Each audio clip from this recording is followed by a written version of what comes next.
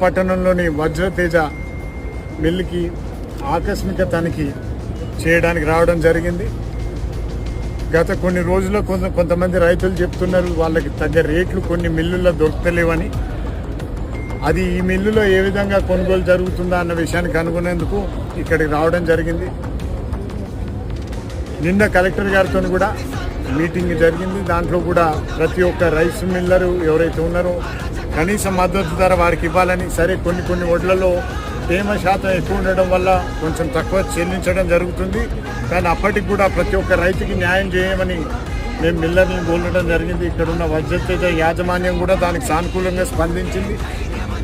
నాగార్జున సాగర్ నియోజకవర్గంలో ఉన్న రైతాంగానికి నేను ఒకటే వారికి విన్నవించుకుంటున్నా, వారికి ఎక్కడన్నా మిల్లర్ల ద్వారా అన్యాయం జరుగుతుంది అనుకుంటే డైరెక్ట్గా నన్ను సంప్రదించవచ్చు. తప్పకుండా వారికి కనీస మద్దతు ధర వచ్చేందుకు కృషి చేస్తానని వారందరికీ తెలియజేసుకుంటున్నాను.